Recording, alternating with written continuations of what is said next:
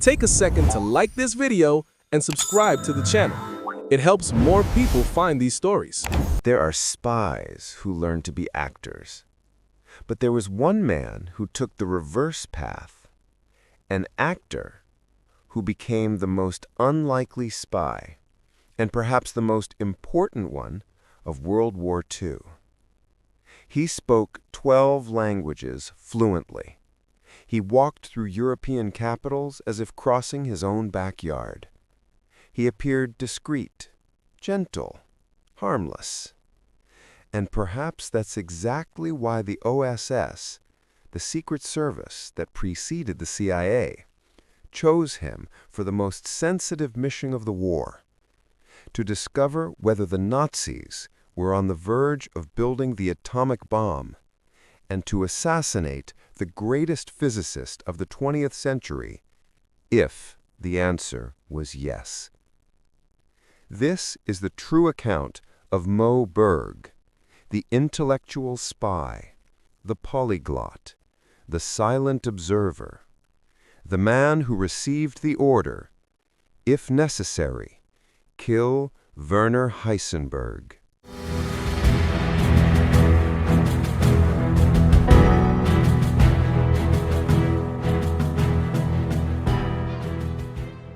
Before he was a spy, Moe Berg was a professional athlete, a Major League Baseball player, catcher for the Boston Red Sox. But different from every other player who ever stepped onto the diamond. Morris Moe Berg was born in 1902 in New York City, the son of Jewish immigrants from Ukraine. While other boys his age dreamed only of baseball glory, young Moe was already teaching himself languages from library books. By the time he reached Princeton University, he could read Latin, Greek, French, Spanish, Italian, German, and Sanskrit. His teammates would find him in the dugout between innings, not reviewing plays or studying pitchers, but reading Plato in the original Greek.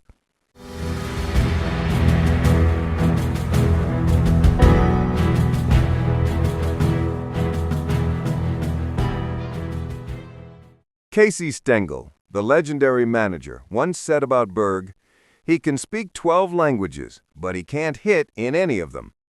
It was true. Berg's batting average hovered around .243. Respectable, but unremarkable. Yet he stayed in the majors for 15 years. Why? Because Moe Berg possessed something far more valuable than a .300 batting average. He possessed a mind that could absorb, analyze, and retain information like a human computer. He could read a situation, understand cultural nuances, speak to anyone in their native tongue, and most importantly, he could become invisible in plain sight. While his teammates spent evenings at bars and dance halls, Berg attended embassy dinners, conversing with Japanese diplomats in fluent Japanese, discussing European philosophy with visiting scholars, reading newspapers in Russian. His manager once asked him, "Moe, what do you do with all those languages?" Berg smiled and said, "I collect words the way some men collect stamps." But the U.S. government saw something else. They saw a man who could travel the world without suspicion, a celebrity athlete who could gain access to places no traditional spy ever could. And the combination was perfect. The first mission, Tokyo, 1934. In 1934, long before he was officially a secret agent, Moe Berg was sent to Japan as part of an all-American baseball tour. Babe Ruth was there, Lou Gehrig too, the biggest names in American baseball. But what few people knew was this. Before Berg left American soil, he was approached by government officials and handed a small, concealed camera. While the other players signed autographs and posed for photographs, Berg had a different itinerary. He told his teammates he wanted to visit a hospital, St. Luke's International Hospital in Tokyo, to be precise. He claimed he was visiting the American ambassador's daughter who had just given birth. It was a lie.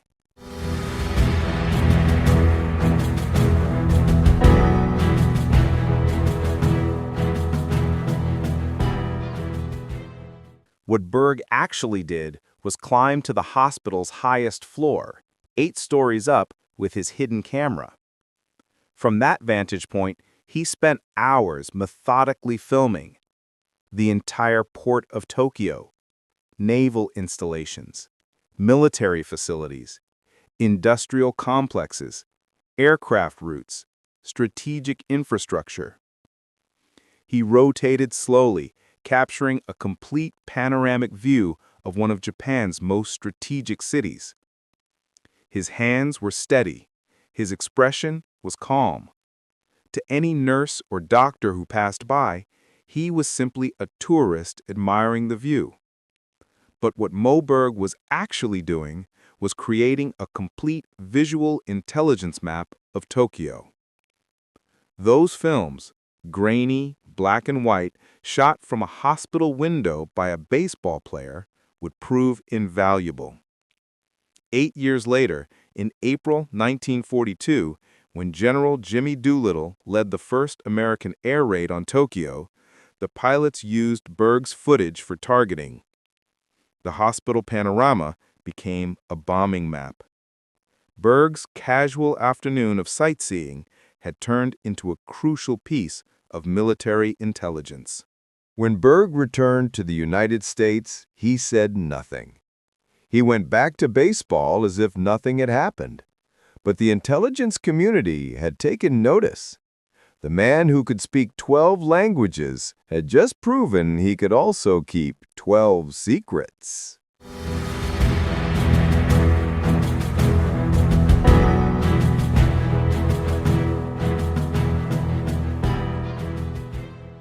The OSS recognizes his potential.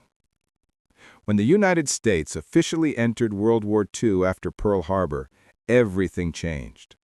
William Wild Bill Donovan, director of the newly formed Office of Strategic Services, needed a different kind of operative. Not the tough guys from the movies, not the soldiers who looked like soldiers. He needed people who could disappear into crowds, who could blend into European society, who could operate in the gray zones between combat and diplomacy. He needed people like Moe Berg. In 1943, Berg retired from baseball at age 41. Within weeks, he was recruited by the OSS. His first assignment? Parachute into Yugoslavia to assess the partisan resistance movements. Most men his age would have found the prospect terrifying. Moe Berg found it interesting. He jumped from the plane without hesitation, landed in hostile territory, made contact with local resistance fighters, evaluated their capabilities, and filed detailed reports in multiple languages.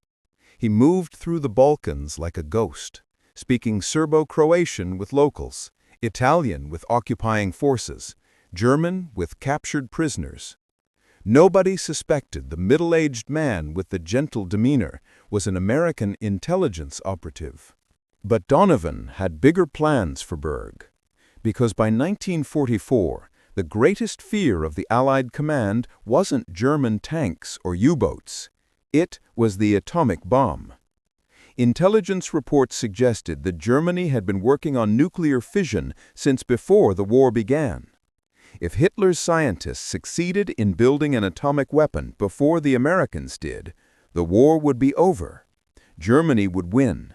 The world would fall under Nazi control. And at the center of Germany's atomic program was one man, Werner Heisenberg.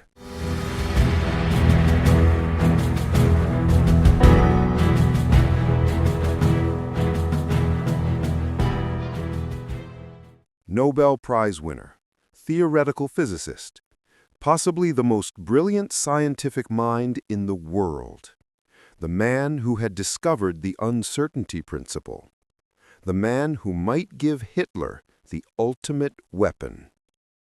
Donovan called Berg into his office and gave him the assignment that would define the rest of his life. We need to know if Heisenberg is close to building the bomb. We need to know if Germany has the capability. And if the answer is yes, we need you to eliminate the threat.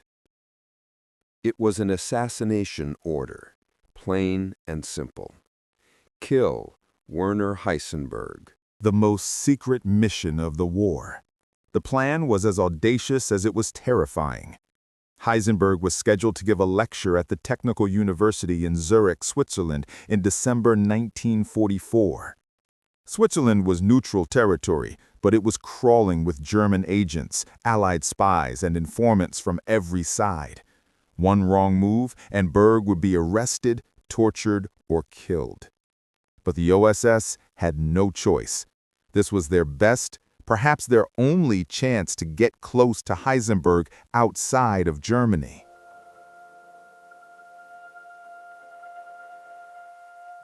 Berg was given his equipment. A loaded pistol, small enough to conceal. A cyanide capsule in case of capture. Contact information for local resistance members. And specific instructions from the best American nuclear physicists.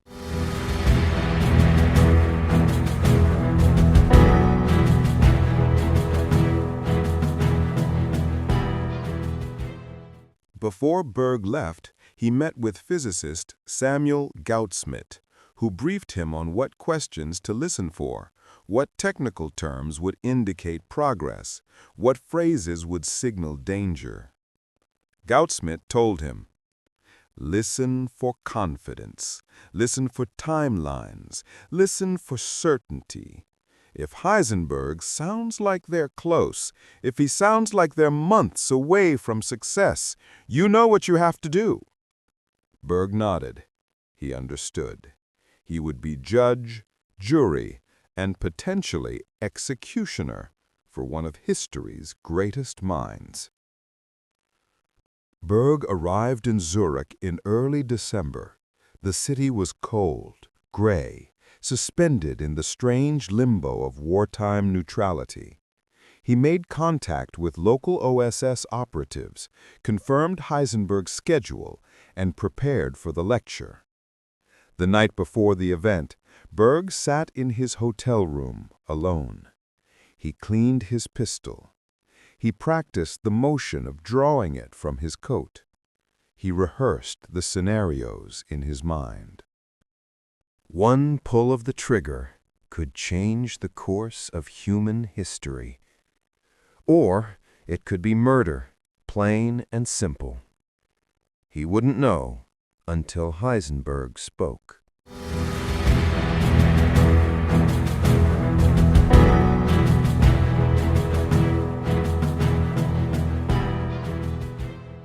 Infiltration in Zurich, December 18, 1944. The lecture hall at ETH Zurich.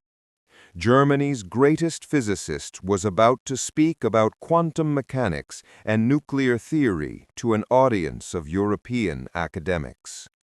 And sitting somewhere in that audience was Moe Berg, with a loaded gun in his pocket.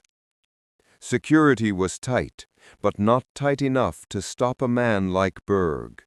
He had forged credentials identifying him as a Swiss physics student. He spoke German with a flawless accent. He wore the slightly disheveled look of an academic. Nobody gave him a second glance. He entered the hall and found a seat near the front, close enough to hear every word clearly. His right hand rested casually in his coat pocket, fingers wrapped around the pistol grip. Werner Heisenberg entered the room. 43 years old, thin, professorial, wearing round glasses. He looked tired. The war had aged him. Berg studied him carefully. This was the man he might have to kill. Not a monster, not a fanatic, just a physicist, a human being. A genius who happened to be working for the wrong side. Heisenberg began his lecture. He spoke about S-matrix theory, about quantum field theory, about the mathematical frameworks of particle physics. Berg listened with complete focus, his training with Gaudsmit allowing him to follow the technical discussion. He listened for code words. He listened for timelines. He listened for confidence. And then, about 40 minutes into the lecture, Heisenberg said something crucial. He mentioned the enormous difficulties in isotope separation. He referenced the massive industrial infrastructure that would be required. He spoke about theoretical challenges that remained unsolved. And then came the phrase that saved his life. Such a weapon, if even possible, would require industrial capacity and resources far beyond what is currently available in Germany.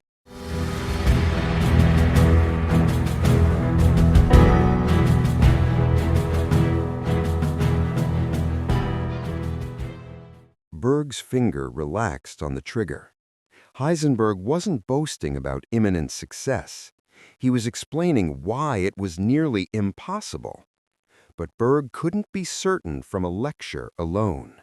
He needed more. He needed to hear Heisenberg speak freely, unguarded, away from the formality of academic presentation. So he stayed. When the lecture ended and people began mingling, Berg positioned himself near Heisenberg's small circle. He spoke German casually with other attendees. He asked intelligent questions about quantum theory. He became part of the academic atmosphere, invisible, harmless, always listening.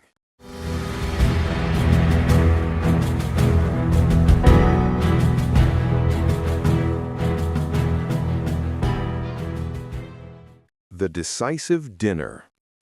Later that evening, Berg managed what seemed impossible. He was invited to a small dinner party where Heisenberg would be the guest of honor. Berg's cover as a physics enthusiast held perfectly. He sat at the table, several seats away from Heisenberg, observing. As the wine flowed and the evening progressed, Heisenberg became more relaxed, more candid. He spoke about his frustrations with the Nazi bureaucracy. He mentioned how resources had been diverted away from theoretical research. He complained about the lack of support, the impossibility of conducting proper experiments under wartime conditions. And then, slightly drunk, Heisenberg said something extraordinary.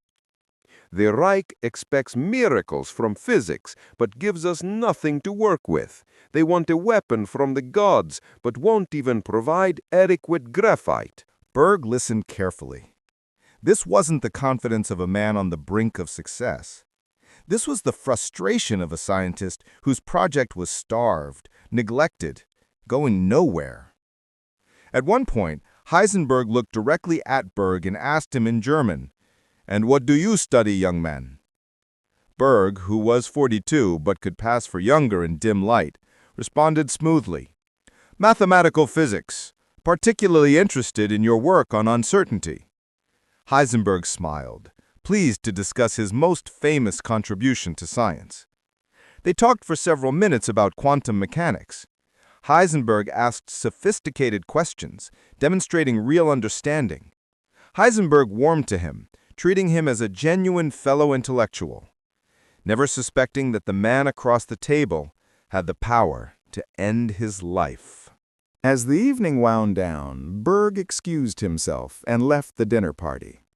He walked through the cold Zurich streets, hands in his pockets, one hand still touching the pistol he hadn't needed to use. He had his answer. Heisenberg was not close to building a bomb. Germany's nuclear program was far behind. Hitler would not have the ultimate weapon. The mission was complete. Berg sent an encrypted message back to OSS headquarters. Available information indicates no immediate threat. Subject expresses significant frustration with resource limitations. Assessment: German atomic program not near completion. That message changed everything. It confirmed what Allied scientists hoped but couldn't be certain of. It meant the Manhattan Project had time. It meant the race was winnable. And it meant Werner Heisenberg would live to see the end of the war.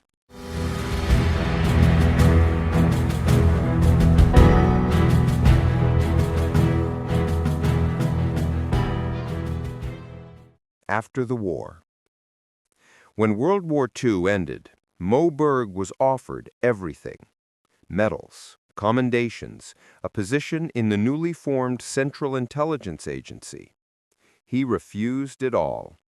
He never returned to baseball. He never wrote a memoir. He never gave interviews about his wartime service. He never explained what he had done or why.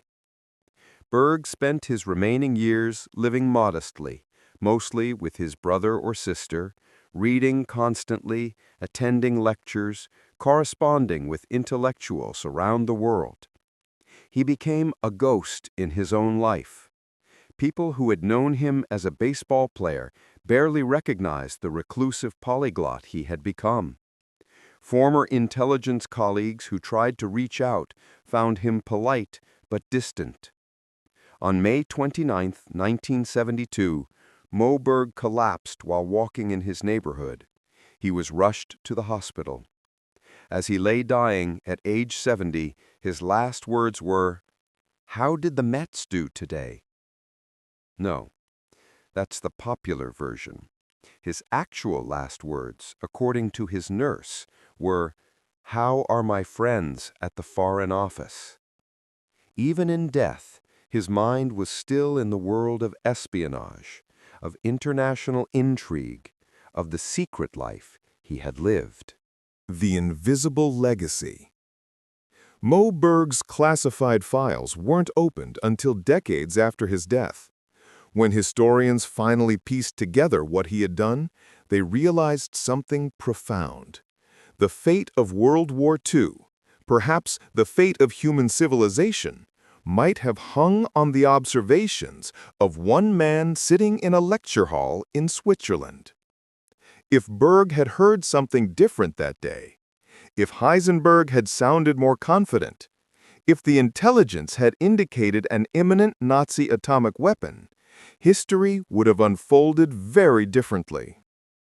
In the end, Moe Berg was more than a spy. He was a human paradox, an athlete with the soul of a scholar, a polyglot with an adventurer's spirit, a spy who carried books on his missions, a man who nearly killed a genius to save millions. His most dangerous role was never performed in front of cameras, but in the cold silence of war. Moe Berg, the ball player who became a ghost, the actor who became a weapon, the man who could have stopped Hitler's bomb. Take a second to like this video and subscribe to the channel. It helps more people find these stories.